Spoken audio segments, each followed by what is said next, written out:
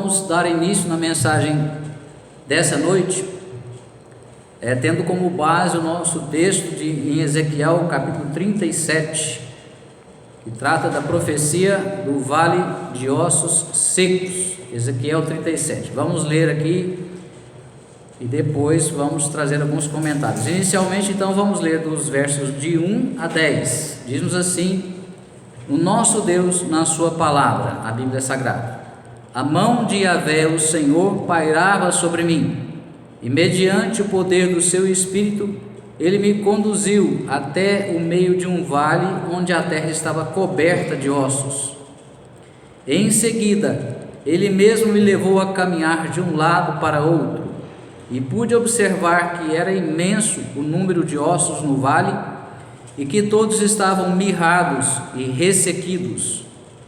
Então ele me indagou: ó querido filho do homem, acreditas que esses ossos secos poderão ter vida de novo? Eu respondi: ó Yahvé soberano, só tu o sabes. E ele me disse: profetiza, pois, sobre estes ossos e ordena-lhes: ossos secos, ouvi a palavra do Senhor. Assim declara Yahvé, o eterno e soberano Deus, a estes ossos: farei entrar em vós o fôlego da vida e revivereis.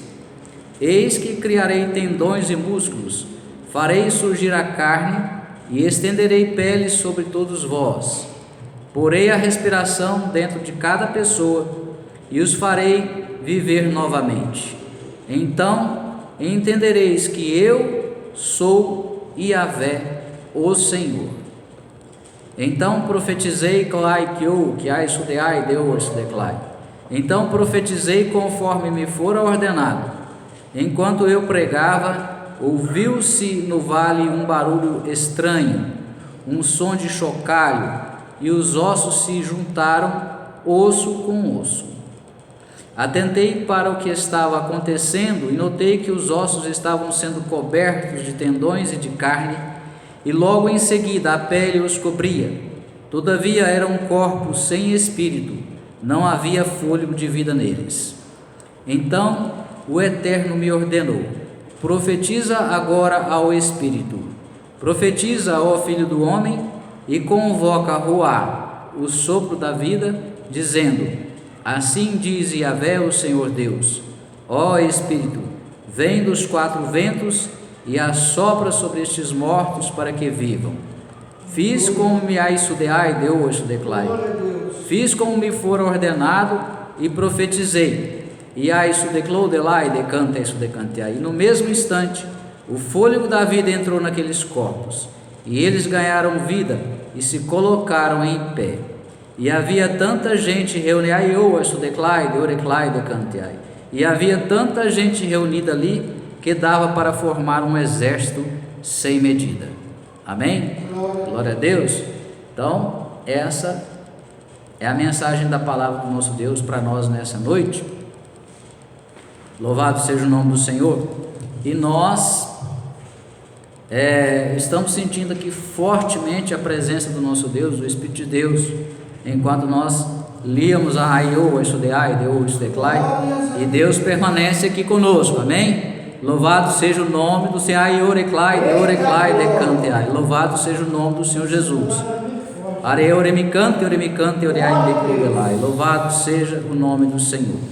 Então aqui nós vamos agora ler e comentar, embora já tenha a explicação, né? A partir do verso número 11 até o verso número 14, nós temos então a explicação o significado da visão. Então nós sabemos que ali o profeta Ezequiel, ele foi movido por Deus para, em primeiro lugar, ele teve essa visão que nós lemos. Ele teve a visão daquele vale cheio, repleto de ossos secos, e depois Deus fez a pergunta para ele sobre a situação daqueles ossos, como que o profeta entendia, né? Que poderia acontecer em relação àqueles ossos. Nós sabemos pela palavra do nosso Deus, no segundo livro das Crônicas, no capítulo 36, versos 15 a 17, que nós vamos ler para contextualizar o que estava acontecendo com Israel. Nessa época de Ezequiel, profeta Ezequiel, o reino já havia sido dividido: reino do sul e reino do norte. Reino do sul, capital Jerusalém. Reino do norte, capital Samaria. Reino do sul, 2 tribos. Reino do norte, 10 tribos. E o que já havia acontecido? Vamos ler aqui para nós termos o contexto histórico, né, do que estava acontecendo naquele período em que Deus usou o profeta Ezequiel para, tanto dando a visão, para profetizar, conforme nós lemos agora. Segundo livro das Crônicas, 36, 15 a 17, diz assim: E o Senhor Deus de seus pais lhes enviou a sua palavra pelos seus mensageiros, madrugando e enviando-lhes, porque se compadeceu do seu povo e da sua habitação. Porém, zombaram dos mensageiros de Deus e desprezaram as suas palavras, e escarneceram dos seus profetas, até que o furor do Senhor subiu tanto contra o seu povo, que mais nenhum remédio houve, porque fez subir contra eles o rei dos caldeus, o qual matou os seus jovens à espada na casa do seu santuário, e não teve piedade nem dos jovens, nem das moças, nem dos velhos, nem dos decrépitos, a todos os deu nas suas mãos. Glória a Deus. Então, irmãos, nós sabemos que Deus é misericordioso, Deus é longânimo, Deus é compassivo, mas existe sempre um tempo, um momento, uma situação em que leva Deus a agir de uma forma incomum, porque Deus é a expressão máxima do amor.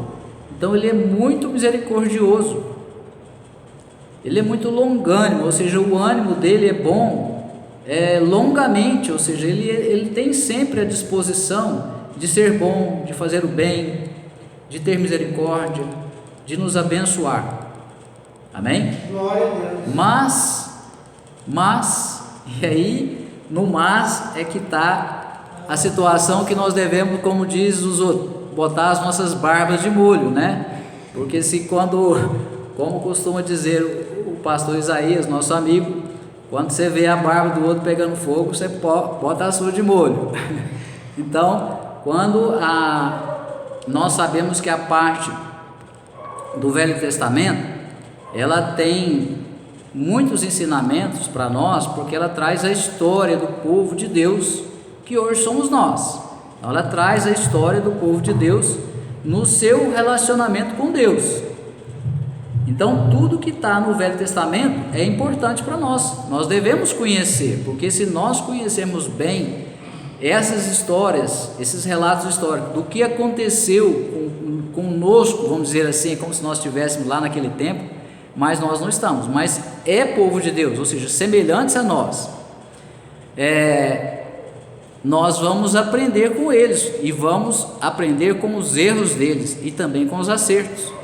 E naquilo que eles acertaram, nós vamos procurar imitá-los, e naquilo que eles erraram, nós vamos fazer o possível para não errar como eles erraram. Tanto assim que nós sabemos que de todo aquele povo que esteve vagando, por exemplo, no deserto depois do êxodo, somente 2 tribos entraram em Canaã, que é a terra prometida. O restante, todo aquele restante de povo, que em princípio, em um determinado momento eram 3 milhões de pessoas, somente daqueles, ou seja, bem mais do que 3 milhões, porque a Bíblia fala que eram 3 milhões daqueles que podiam puxar da espada, ou seja, na faixa acima de homens acima de 20 anos, já correspondiam a 3 milhões, então, mais os jovens, as crianças, os idosos e as mulheres, a gente nem sabe ao certo qual o número exato, mas com certeza que devia ser de 6 milhões, por aí, ou talvez mais. Então era um número muito numeroso, e somente proporcionalmente um número reduzido entrou na terra de Canaã. Ou seja, Canaã tem um significado para nós espiritual. Entrar em Canaã, tomar posse de Canaã, é entrar no céu, corresponde hoje à nossa entrada no céu, a nossa Canaã celestial, amém? Mas por outro lado também nós já estamos vivendo de certa forma em Canaã, aqui na terra. Por quê? Porque era uma promessa específica para o povo judeu, o povo hebreu, e eles realmente entraram na terra e estão lá hoje. Hoje a nação de Israel está lá naquela região conhecida como região da Palestina. Eles estão vivendo lá. Em parte das profecias que trata sobre o desdobramento dessas profecias depois, culminam com a nação de Israel voltando a ser uma nação, com a instituição, com a criação do Estado atual de Israel, que foi, se eu não me engano, 14 ou 15 de maio, não sei se eu tenho isso anotado aqui, de 1948, foi quando foi criado o Estado de Israel. Então veja só, veio se cumprir nos tempos modernos aquilo que estava profetizado, para esse povo que foi levado cativo, capturado pelos seus algozes, que foram levados prisioneiros, escravos, ficaram cativos em outros países, em outras nações. Essa profecia que nós lemos aqui, os caldeus, o rei dos caldeus, corresponde à Babilônia. Esse período em que o povo foi levado, a tribo do sul foi levada prisioneira, os que sobreviveram foram levados prisioneiros, feitos prisioneiros, levados para a Babilônia. Inicialmente a tribo do norte já havia sido levada prisioneira pelos assírios em 122 a.C. Aliás, em 722 a.C., a tribo do norte já havia sido feita prisioneira e levada como escrava para o Egito. Depois, se eu não me engano, o Egito. E depois, aí em 586 a.C., foi capturada, a tribo do sul foi capturada e levada como prisioneira para a Babilônia. Então, olha só, o povo, Deus enviou os profetas, o que está falando no texto que nós lemos aqui agora em 2 de Crônicas, no capítulo 36, versos 15 a 17. Vamos repetir essa parte aqui. Porém, zombaram dos mensageiros de Deus e desprezaram as suas palavras e escarneceram dos seus profetas, até que o furor do Senhor subiu tanto contra o seu povo que mais nenhum remédio houve. Ou seja, Deus tentou. Deus insistiu, enviando profetas, profetizando, tentando despertar, alertar, corrigir, repreender, para que eles deixassem daquela vida de pecado que eles estavam vivendo. E isso foi assim repetidamente, em vários períodos. Aí depois eles eram feitos, havia uma punição de Deus, eles se arrependiam. Por um período de tempo eles passavam vivendo de acordo com as determinações de Deus, procurando viver conforme a lei de Deus. Depois eles voltavam de novo para a prática do pecado.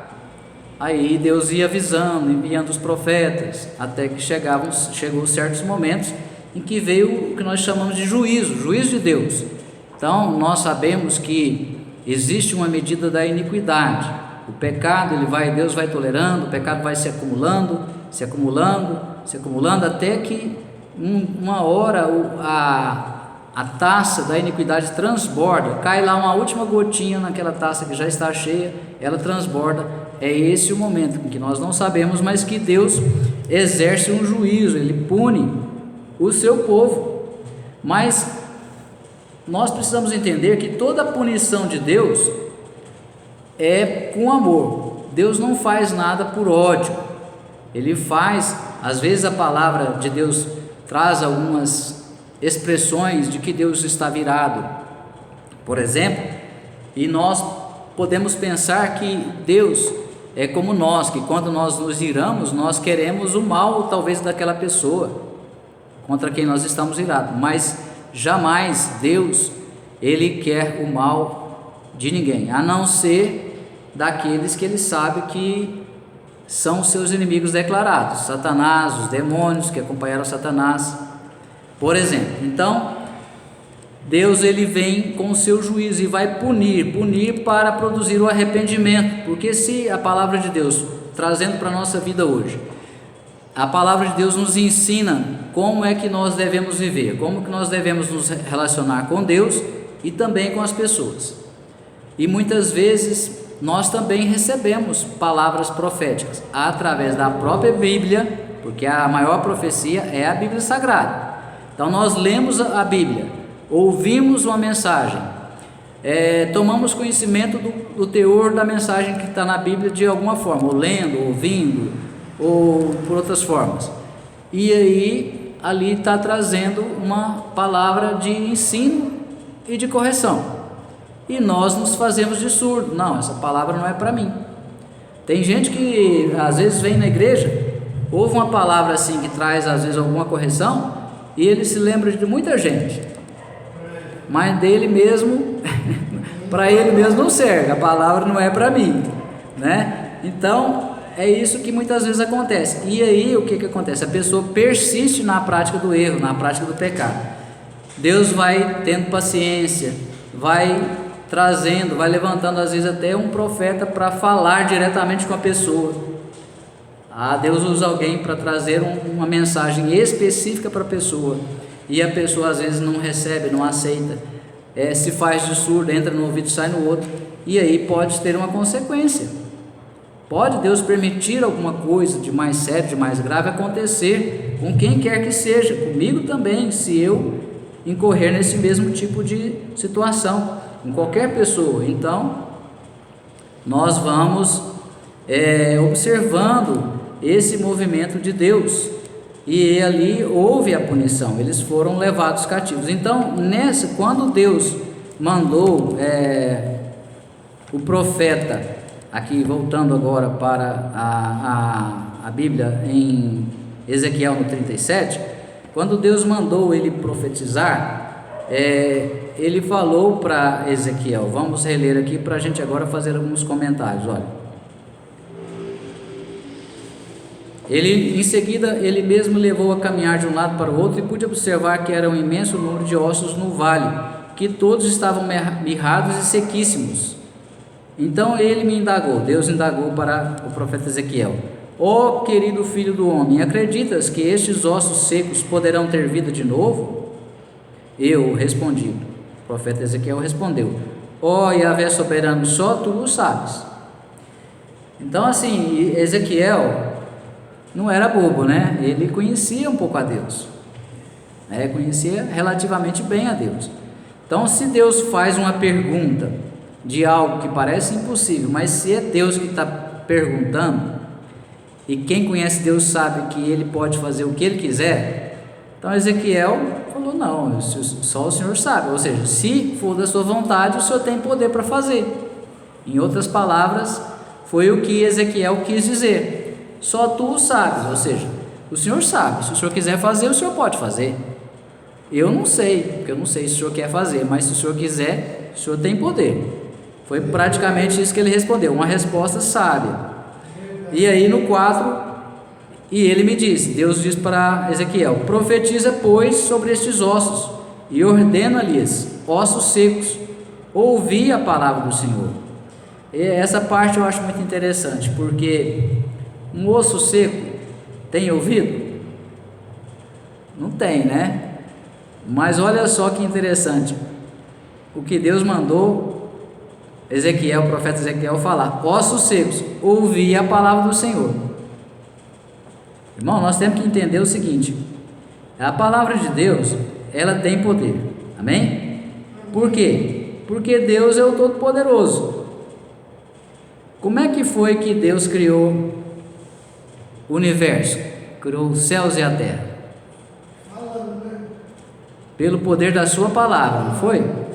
Lá em Gênesis, no capítulo 1, no verso 3 diz assim: disse Deus, haja luz, e houve luz.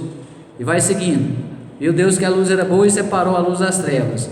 E chamou Deus a luz dia, e as trevas chamou noite. Houve então a parte da tarde e a manhã, o primeiro dia. No 6, depois disse Deus, haja entre as águas um limite para separá-las em duas partes. Fez, portanto, Deus o firmamento e separou as águas estabelecidas embaixo desse limite das que ficaram por cima, e assim aconteceu. E Deus ao firmamento deu o nome de céu. A tarde passou e raiou a manhã, este foi o segundo dia. Então disse Deus, ó, Deus está falando, hein? Que as águas que estão sobre o céu se reúnam num só lugar. E aí Deus vai falando, no 11, e determinou que a terra seja coberta por todo tipo de vegetação. E aí ele vai falando. No 14 diz assim, haja luminares no firmamento do céu. E ele vai falando, e Deus vai falando, e tudo vai sendo criado pelo poder da palavra de Deus. Amém? Glória a Deus. E aí nós podemos pensar assim, não, mas Deus realmente tem poder, na sua palavra tem poder, mas isso Deus fez lá quando ele estava criando o universo, os céus e a terra. Então vamos ver aqui agora em João, Evangelho segundo João, São João, no capítulo 1, diz assim, logo no início, verso 1, no princípio era a palavra, e a palavra estava com Deus, e a palavra era Deus. Olha só, a palavra era Deus. Nós vemos agora lá em Gênesis que Deus falou, ou seja, Deus usou a palavra para criar todas as coisas que nós conhecemos hoje, como o mundo, como terra, como céu, como natureza. Nós mesmos fomos formados por Deus, mas agora a Bíblia está nos dizendo que a palavra era Deus, que estava no princípio. Vamos seguir na leitura, verso 2, ele, a palavra, estava no princípio com Deus. Ele é, quando se diz ele, é um pronome pessoal. Ele é uma pessoa, é um pronome pessoal, indica uma pessoa. A gente não sabe quem é porque está falando ele. Se não explicar quem é, fica indefinido, mas vai definir daqui a pouquinho, nós vamos saber quem é ele, na sequência da leitura. Ele, a palavra em letra maiúscula, ou seja, a palavra aqui está simbolizando uma pessoa. Ele é um pronome pessoal, palavra está em letra maiúscula. As letras que são escritas com letra maiúscula, no caso aqui, representa um substantivo próprio.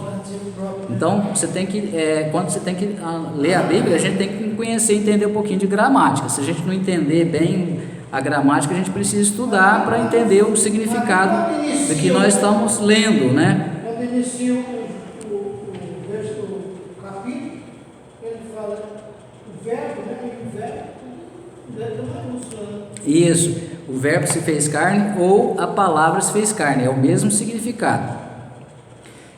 Verso 3, todas as coisas foram feitas através dele, e sem ele nada do que existe teria sido feito.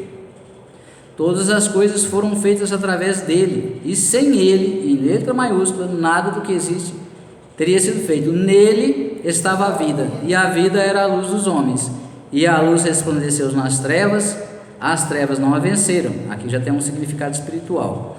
Houve um homem enviado de Deus, cujo nome era João. Ele veio como testemunha para que testificasse a respeito da luz, a fim de todos virem a crer por intermédio dele. João não era a luz, mas foi enviado para testemunhar da luz, 9. A palavra, de novo em letra maiúscula, é a luz verdadeira que, vindo ao mundo, ilumina toda a humanidade. Aquele que é a palavra, ou seja, aquela pessoa que é a palavra, estava no mundo e o mundo foi feito através dele, mas o mundo não o reconheceu. Então nós sabemos aqui que está se referindo ao Senhor Jesus Cristo, ou seja, o Senhor Jesus estava com Deus no princípio. Então Deus deu ordem para Jesus executar aquela ordem de cumprir, de realizar todas as coisas. Por isso que diz assim: tudo que foi feito através dele, através do Senhor Jesus. Deus o Pai deu a ordem e Jesus executou a ordem que Deus deu. Amém? Então, quando nós formos ler essa Bíblia aqui, que nós chamamos de palavra de Deus, nós temos que entender que tem poder nessa palavra, que tem aisudeai, deu aisudeclai, porque essa palavra representa a pessoa do Senhor Jesus Cristo. Amém? Então por isso que nós precisamos crer na palavra de Deus, na Bíblia Sagrada. Quando nós cremos no tudo que está escrito na Bíblia Sagrada, nós não estamos crendo só no que está escrito, não, nós estamos crendo na pessoa do Senhor Jesus e também na pessoa do Pai, porque tudo que é feito por Deus é feito pela Trindade, Pai, Filho e Espírito Santo, em conjunto. Se a gente voltar lá para Gênesis, no capítulo 1, onde nós estávamos lendo agora há pouco,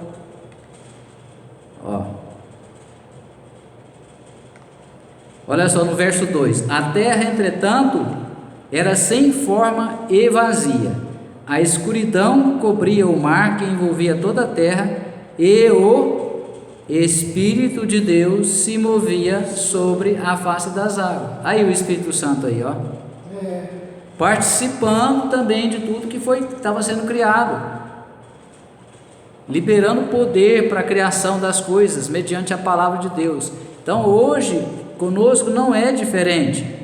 Quando nós cremos na palavra de Deus, se nós cremos realmente na palavra de Deus e estivermos agindo em conformidade com o que Deus requer de nós, nós vamos receber poder de Deus. Nós vamos receber o poder de Deus. Por isso que o profeta Ezequiel foi usado aqui para criar vida. O profeta Ezequiel era Deus? Não. Quem pode criar vida? Só Deus. Amém? Mas ali daqueles ossos secos não se formou um grande exército de seres, de humanos, com vida? Foi formado de uma forma diferente da usual, porque a forma usual é o quê? A concepção, do feto, aí gera uma vida no ventre da mãe, esse feto vai se crescendo, vai se desenvolvendo, nasce uma criança, nasce um bebezinho. Não é assim que é o normal? Foi assim que Deus estipulou como uma forma normal para o nascimento dos homens aqui na terra. Mas Deus, ele pode fazer conforme ele quiser. Ele quis fazer dessa forma. É lógico que isso é uma visão profética, mas se Deus quiser fazer, ele faz. Porque, por exemplo, nós sabemos que é pelo poder de Deus que todas as coisas foram criadas, e o poder de Deus ele está presente na vida do homem de Deus. O homem, quando falamos homem e mulher de Deus. Como que nós sabemos que o poder de Deus está presente? Pela própria Bíblia e pelas algumas experiências que nós já tivemos. Por exemplo, nós sabemos que a sombra de Pedro curava os enfermos, os lençóis, os aventais de Paulo curavam os enfermos, não precisava nem dele pôr a mão, a sombra, só de a pessoa passar pela sombra, ela já recebia a unção e era curada pela fé. Os lençóis que Paulo usava para secar o suor do rosto, da testa, era dado para aquelas pessoas que estavam lá presentes nas reuniões e eram curadas. Os aventais também da mesma forma. Nós temos um relato também de quando, não sei se eu vou me lembrar do profeta, mas que os ossos, um morto as pessoas estavam levando um corpo de um defunto para ser sepultado, mas aí eles de repente viram que vinham alguns soldados dos inimigos, do exército inimigo, em direção a eles, e eles ficaram com medo. Para correr, eles jogaram o morto na primeira cova lá que eles acharam. Naquele local tinha sido sepultado um profeta, Eliseu, né? Se eu não me engano, é Eliseu mesmo. Um dos dois, Eliseu ou Elisa, não lembro agora com certeza. Mas aí jogou o morto lá. O que aconteceu com o morto? Ele reviveu, entrou em contato, o corpo entrou em contato com os ossos do profeta que tinha sido sepultado lá. Porque logicamente que as tumbas daquele tempo não eram iguais hoje, né? Eles eram colocados normalmente numa caverna, colocava o corpo da pessoa ali, feita na rocha, né? Escavavam, ou já tinha uma caverna pronta ali, e eles colocavam lá, chamado de tumba. Então não é mais um caixão igual não era, aliás, como é hoje. Então ali os ossos estavam ali, porque já tinha deteriorado, já tinha consumido toda a carne, só estavam os ossos do profeta, e aquela pessoa reviveu. Quer dizer, a unção estava lá nos ossos.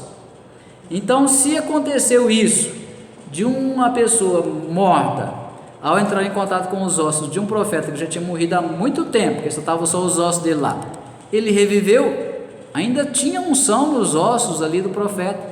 Então, da mesma forma, se é pelo poder de Deus, os ossos, o que Deus mandou fazer, pode voltar a viver. Foi a pergunta que Deus fez para o profeta.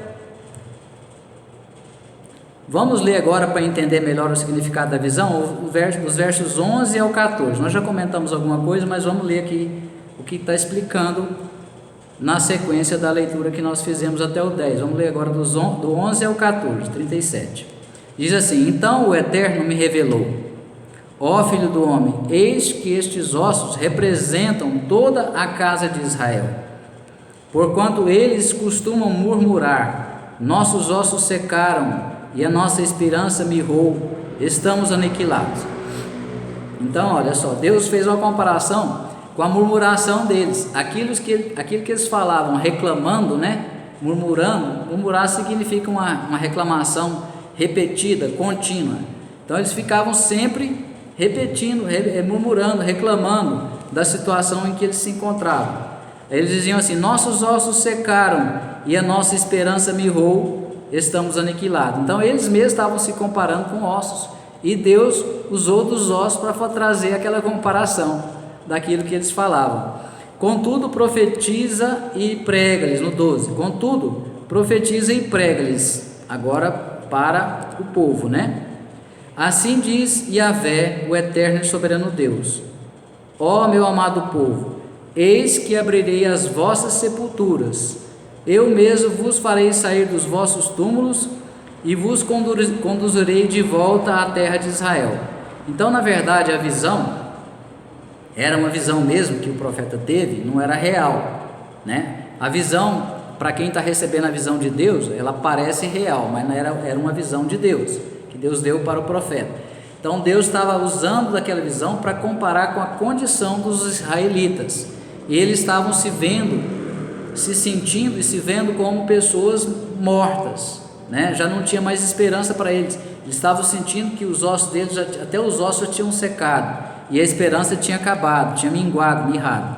Aí Deus fala para eles: ó, eu vou abrir as vossas sepulturas, e eu mesmo vos farei sair dos vossos túmulos e vos conduzirei de volta à terra de Israel, porque eles já tinham sido levados cativos como escravos para a Babilônia.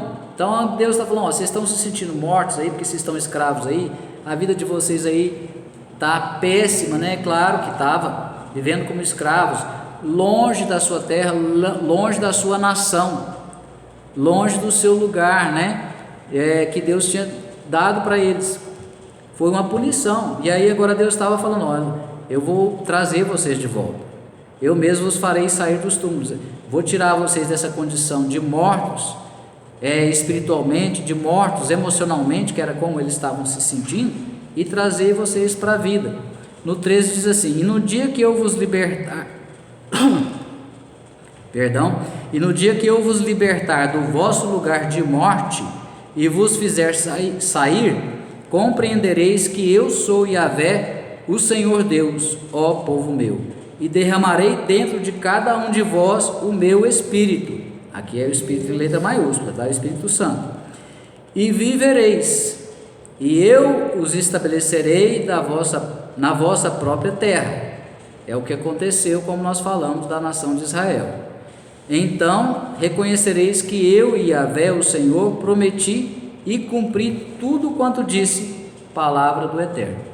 Então aí Deus usou essa visão para trazer uma profecia dizendo que Ele ia tirar eles do cativeiro, ia devolver eles para a terra prometida e que eles iriam voltar a ser uma nação, um povo morando num lugar preparado por Deus para eles. É interessante que aqui no verso de número 9, voltando lá para o verso de número 9, nós fizemos referência agora ao Espírito Santo, né? Deus também faz aqui referências tanto ao Espírito do homem quanto ao Espírito Santo. No 9 diz assim: então o Eterno me ordenou ao profeta, profetiza agora ao Espírito, em letra minúscula, ou seja, ao próprio Espírito da pessoa, o meu Espírito, o seu Espírito. Profetiza, ó filho do homem, e convoca Ruá, o sopro da vida, dizendo: assim diz Yahvé, o Senhor Deus, ó Espírito, vem dos quatro ventos e assopra sobre estes mortos para que vivam. Então Deus profetizando para que agora o Espírito do homem entrasse em cada um daqueles corpos, porque no 8 fala assim, ó, atentei para o que estava acontecendo e notei que os ossos estavam sendo cobertos de tendões e de carne, e logo em seguida a pele os cobria, todavia eram corpos sem espírito, não havia fôlego de vida neles. Então nós compreendemos também por essa passagem algo muito importante, que às vezes as pessoas não compreendem, que não conhecem Deus, não conhecem a sua palavra. Nós temos um corpo, no caso o nosso corpo é formado do pó, são elementos da natureza, elementos da terra, que formam o corpo, minerais, sais, né? Isso, vários elementos que estão encontrados na natureza, que vão dar a formação do nosso corpo. O sangue vem pela fecundação, né? E temos uma alma, recebemos uma alma, que é a sede dos nossos pensamentos, sentimentos, emoções, vontades, motivações. E temos o Espírito. O que dá a vida mesmo é o Espírito. Porque a Bíblia fala assim, que se o fio de vida for cortado, que no caso é o Espírito, que vem da parte de Deus para nós. Só que o homem nasce com esse Espírito como se tivesse morto por causa do pecado. É como se tivesse um fio de corrente elétrica, onde passa a corrente elétrica, mas tivesse ali uma interrupção, tivesse seccionado o fio, separado, rompido. Não passa energia ali. Ou seja, nós temos vida, porque temos um Espírito, nascemos com esse Espírito, mas porém, a parte que é para nós recebermos de Deus, já temos um Espírito como se fosse um fio só. Normalmente são pelo menos dois fios, né? Na corrente elétrica. Nós nascemos com o nosso Espírito, mas não estamos desligados do Espírito de Deus. Quando nós nascemos de novo, recebemos a ligação ao Espírito de Deus, e aí nós temos o nosso Espírito recebendo a vida de Deus em nós, a nova natureza. Então existe essa diferença, mas para que um ser humano tenha vida, ele precisa ter um Espírito, é indispensável. E aqui está explicando sobre isso. Depois que já estava formado o corpo, não havia o fôlego de vida neles, porque eram sem espírito, eram corpos sem espírito. E aí Deus manda profetizar para que o Espírito entrasse neles. No 10, fiz conforme fora me ordenado e profetizei, e no mesmo instante o fôlego da vida, ou seja, o Espírito, entrou naqueles corpos, e eles ganharam vida e se colocaram em pé. E havia tanta gente reunida ali que dava para formar um exército sem medida. Tem várias pregações sobre essa mensagem de Vale dos Ossos Secos, de Ezequiel 37. A direção que Deus nos deu para essa mensagem dessa noite não foi nada parecido com essas outras mensagens que nós vamos encontrar por aí. Num sentido sim, mas em grande medida não. Por quê? Porque a parte que nós realmente queremos dar ênfase é no poder da palavra de Deus. Porque ali, aquele povo estava se sentindo como se estivesse morto, ou seja, seco. Emoções, não tinha mais fé, não tinha mais esperança, não tinha mais alegria de viver. Eles estavam como se estivessem mortos. Eles estavam se sentindo como se estivessem mortos. E Deus tanto concordou com eles, porque era verdade que eles estavam se sentindo daquela forma, que comparou a situação deles a um vale de ossos secos. Era uma multidão. Por que era vale? Porque era muita gente. Então era muita gente que estava lá na Babilônia, que foi levado para o cativeiro. E eles, a grande maioria deles, estava se sentindo dessa forma, mortos. E Deus comparou eles, a condição que eles estavam vivendo lá, com esses ossos. É possível então, agora trazendo para nós, eu posso estar me sentindo como se estivesse morto. Talvez eu não estou me sentindo assim como se estivesse morto na condição que eles estavam, mas em alguma área da minha vida eu posso estar me sentindo assim, porque por causa da perda de alguém que eu amava muito, um pai, uma mãe, um filho, um esposo, uma esposa, um amigo. E aí eu estou me sentindo como se tivesse arrancado uma parte de mim, por exemplo, que é como normalmente a gente se sente quando perde alguém muito, muito querido. Eu fiquei órfão de pai criança, 1 ano e 9 meses, não me lembro do meu pai, mas o meu irmão, ele faleceu aos 40 anos de idade. Ele era 5 anos mais velho do que eu tinha 35. Eu ainda não era cristão nessa época. Minha conversão se deu um pouco mais tarde. Mas eu me lembro que eu, até pelas circunstâncias, por causa dos meus sobrinhos, que um era adolescente e o outro ainda era criança, por causa da minha mãe, que já tinha perdido o marido muito nova, e agora estava perdendo um filho, eu tive que ficar forte emocionalmente. Mesmo não sendo cristão, Deus me deu forças ali, e eu fiquei forte para tentar cuidar da situação, cuidar dos outros, e eu fui reprimi, né, aquela tristeza que eu senti. Depois, não me lembro se foi na segunda noite, eu comecei a sentir dor no coração. Mas doía mesmo, não é que eu estava assim, por causa de tristeza, eu sentia a dor física. Meu coração era como se tivesse uma coisa apertando e doendo, aquela dor aguda, se estivesse apertando ou apontando alguma coisa, enfiando alguma coisa no meu coração. Eu precisei tomar remédio, precisei tomar um remedinho lá para aliviar aquela tensão. Então a dor emocional, ela é real, ela se reflete no organismo da pessoa, no corpo da pessoa, na saúde da pessoa. Então, essas pessoas que estavam lá, eles estavam se sentindo assim, como se estivessem mortos. E Deus falou para eles, olha, eu vou trazer vocês de volta, eu vou tirar vocês dessa situação de morte e vou trazer de novo para uma vida, a vida que Ele havia prometido. Então, se a minha vida, em alguma área da minha vida, eu estiver me sentindo assim, como se tivesse morrido, eu não tenho mais esperança. Por exemplo,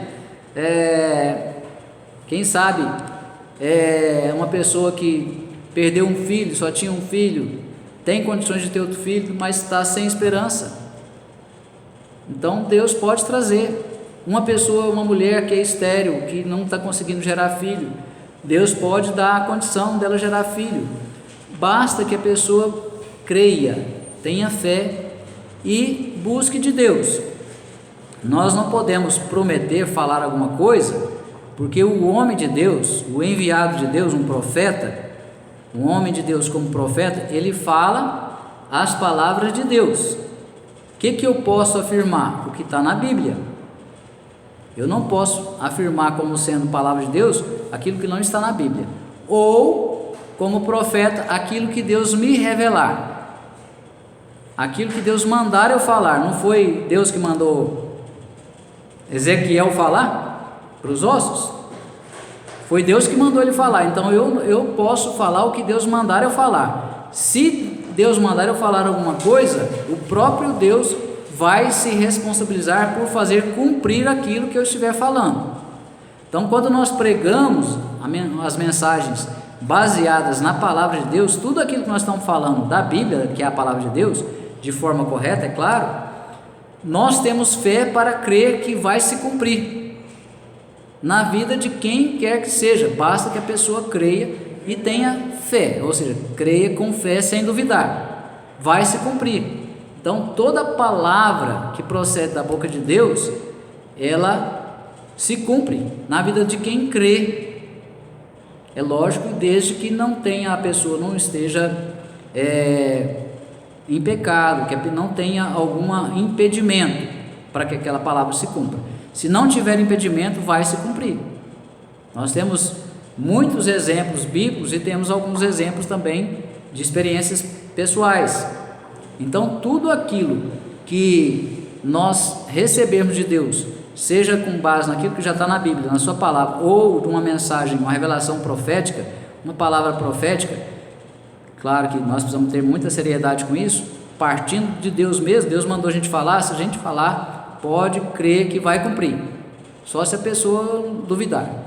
A dúvida pode até rondar os pensamentos, mas nós temos que rejeitar a dúvida e profetizar e declarar a palavra de Deus, amém?